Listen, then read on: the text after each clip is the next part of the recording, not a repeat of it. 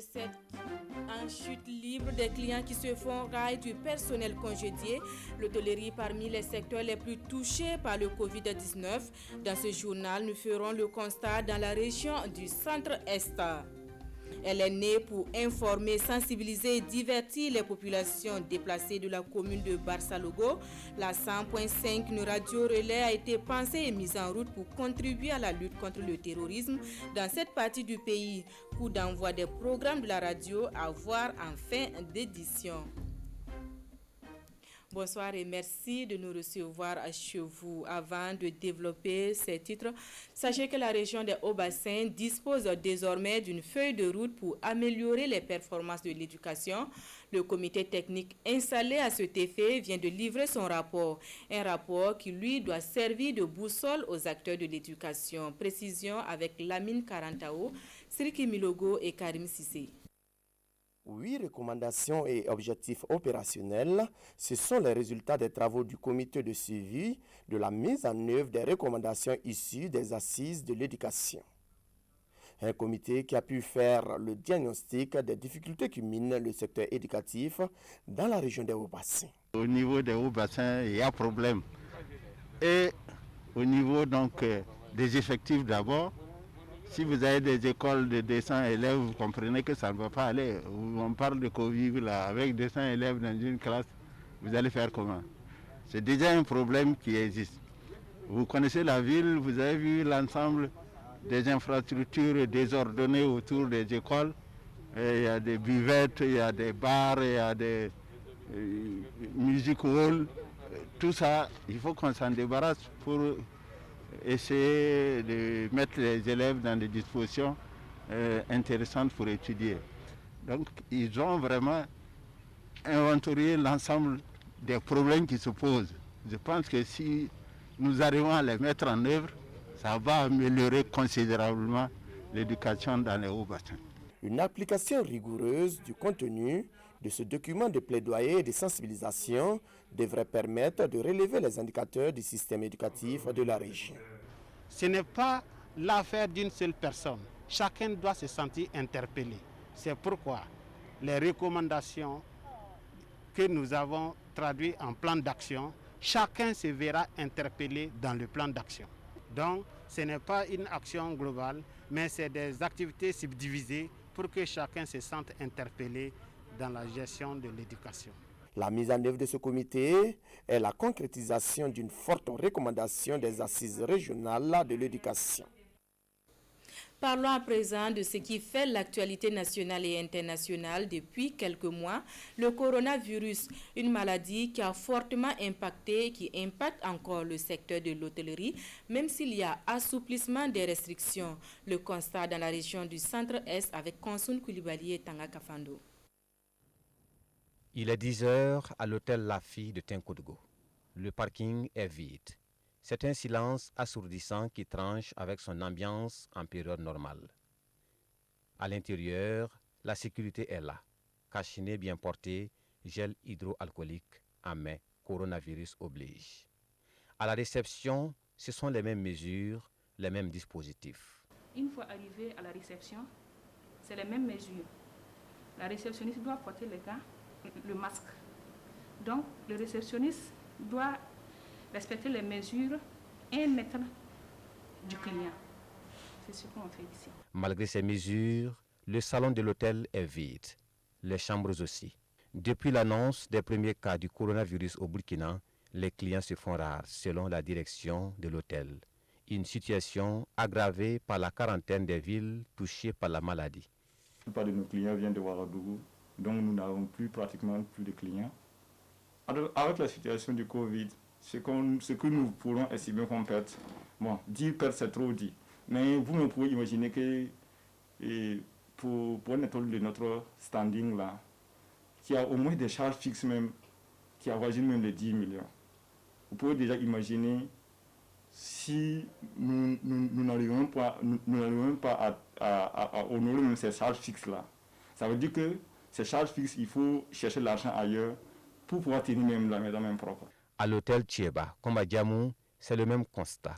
Quelques agents veillent au maintien des lieux, Le reste congédié jusqu'à nouvel ordre. Depuis le début de la maladie, aucun ne vient, il n'y a rien comme un client. Voilà, moi j'étais même obligé de réduire les employés. Normalement je devrais fermer l'hôtel, mais pour ne pas fermer, j'ai fait rester quelques personnes pour l'entretien. Pour pouvoir payer les salaires, même c'est des difficultés. Aux impôts, on a des engagements qu'on n'arrive pas à faire face. Avec la suspension de la quarantaine, c'est un nouveau souffle pour le secteur hôtelier, mais les acteurs n'espèrent pas pouvoir se relever de sitôt sans un accompagnement conséquent de l'État. Et pour faire face à l'impact de cette pandémie, le chef de l'État avait fait appel à la mobilisation sociale, appel entendu par l'autorité de mise en valeur de la vallée du Sourou. La MVS a remis du matériel médico-technique aux 3 centres de santé de Niassan, valeur du don 4 millions de francs CFA. Témoignage d'Yves Ramba et Karim Ouedraogo. Le directeur général de l'autorité de mise en valeur de la vallée du Sourou, à travers ce geste, vient en aide à la population de cette localité dans l'accès à des soins de qualité. D'une valeur d'environ 4 millions de francs CFA, cette dotation en matériel médico-technique vient à point nommé. C'est du matériel purement technique, mais qui sont vraiment d'une qualité et vraiment ça va vraiment nous appuyer. Auparavant, on avait certaines difficultés. Surtout avec les lampes d'examen, les tables d'accouchement et même l'autoscope souvent. C'est des petits matériels souvent qui vraiment nous empêchent de mener à bien notre mission. C'est donc un ouf de soulagement pour les agents de santé. Composé de lits d'hospitalisation, de tables d'accouchement, de glacières et de poubelles entre autres, cette dotation entre dans le cadre du plan social de l'AMVS. Parce que c'est parce qu'on a la santé qu'on peut produire. Sans santé, il n'y a pas de production. Il faut savoir que le CSPS de Niassa et le CSPS de Débéra ont été construits par l'AMVS. Et en son temps, et voilà pourquoi nous avons décidé de continuer de les appuyer afin de permettre à ce que les producteurs et même la population qui vit aux environnements puissent avoir la santé nécessaire pour produire afin de permettre au Burkina Faso de tendre vers l'atteinte de l'autosuffisance alimentaire.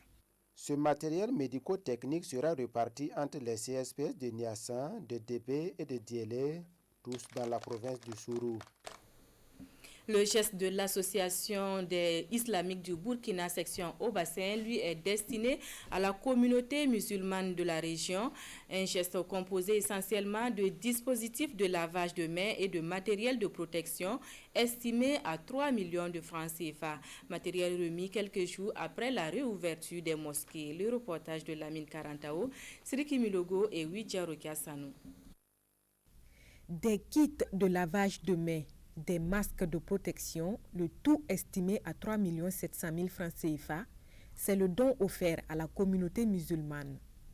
Avec la réouverture des mosquées, la coordination régionale de la Fédération des associations islamiques entend ainsi mieux outiller les fidèles musulmans face au coronavirus. Et nous avons fait ce geste, environ 200 lave-mains, pour que vraiment chacun puisse laver ses mains avant de rentrer.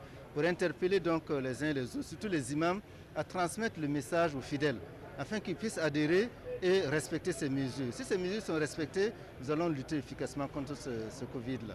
Ce matériel est destiné aux mosquées de Vendredi de Bobo-Dioulasso et de quelques villages rattachés à la commune. Les bénéficiaires s'engagent à œuvrer pour un respect strict des mesures barrières. Au nom des imams de la région de l'Ouest, vraiment, nous remercions la Fédération des associations islamiques et nous engageons pour pratiquer vraiment toutes les recommandations avec nos autorités. Parce qu'on a pris des engagements, il faut les respecter. Ils ont rencontré les communautés musulmanes pour leur dire d'adhérer au mot d'ordre du gouvernement. Nous ne pouvons que leur demander de continuer dans ce sens-là pour que rapidement nous puissions éradiquer le mal dans notre pays. À noter qu'avant ce don, cette fêtière des musulmans a formé plus de 500 imams. Une fêtière qui s'engage à prendre des mesures supplémentaires en fonction de l'évolution de la situation sanitaire au Burkina Faso. Même élan de solidarité de la part de l'association Boud Noma des ressortissants de Puitenga, résidant à Bobo-Dioulasso. L'association a fait don d'un lot de matériel composé de dispositifs de lavage de mains, de savon et autres gels et solutions hydroalcooliques. Le reportage porte toujours la griffe de la mine Karantao, Siriki Milogo, avec cette fois-ci la complicité d'Ali Traoré. L'association Boud Noma, solidaire de la commune de Bobo-Dioulasso dans la lutte contre le Covid-19. Cette solidarité est traduite ici par la remise de ce matériel. Nos autorités ont fait un appel dans le cadre de la lutte contre la maladie de coronavirus afin qu'on puisse les soutenir dans cette lutte commune. Donc nos membres ont décidé d'accompagner nos autorités communales en faisant ce don. Composé de kits de lavage de mains, de gel hydroalcoolique et de savon, ce don destiné aux couches les plus vulnérables de la commune de Bobo-Dioulasso est bien accueilli par l'autorité communale. Pour nous, c'est symbolique, mais plein de sens. Et donc c'est pour ça que nous l'avions accueilli à bras ouverts et nous disons merci à cette structure, cette association, qui est une association de fraternité. Et qui dit fraternité, c'est agir ensemble pour le développement et pour le bien-être de cette communauté. Les donateurs invitent la population au respect des gestes barrières, toutes choses qui pourraient permettre de venir à bout de la maladie à coronavirus. Elle pourrait contribuer à sensibiliser sur le Covid-19. Elle, c'est la 100.5, une radio relais née pour informer, sensibiliser et divertir les populations déplacées de la commune de Barsalogo. L'initiative est d'un fils de la région pour accompagner l'État dans sa mission de sécurisation de cette partie du pays. Le lancement des programmes de la radio a eu lieu en présence de Martin Ouedraogo et Jacques Ouedraogo. La 100.5 est en marche dans la commune de Barsalogo. Cette radio relais va désenclaver cette zone fortement éprouvée par l'insécurité. Avec un rayon de 70 km, elle va s'étendre sur d'autres communes comme Pensa, Dablo, Namisigma, Kelbo et Tougouri. L'initiative est d'un des fils de la localité, Samuel Bamongo, le PDG de Radio Manarada basé à Kaya. Nous sommes actuellement en train d'exécuter un projet de diffusion des messages humanitaires avec l'appui de l'UNICEF. Et le constat est que cette zone-là n'était pas couverte par aucune radio. Donc c'est pour ça que nous avons demandé l'autorisation au Conseil supérieur de la communication de mettre un relais pour pouvoir diffuser l'information. 113 000 déplacés. Et cette radio, selon le maire, va permettre de sensibiliser ces personnes vulnérables sur les sujets brûlants du moment. Nous sommes dans une zone spécifique qui a connu beaucoup de remous du côté de l'insécurité, qui a beaucoup de déplacés. Et aujourd'hui, nous vivons une crise sanitaire avec Covid-19.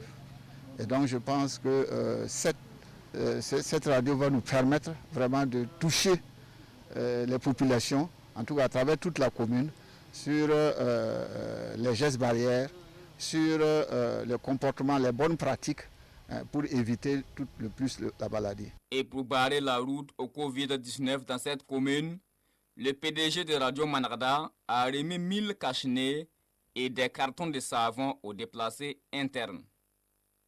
C'est tout pour ce 19h. L'information revient à 20h dans une présentation de Nathalie Kaori. Excellente soirée en compagnie de nos programmes.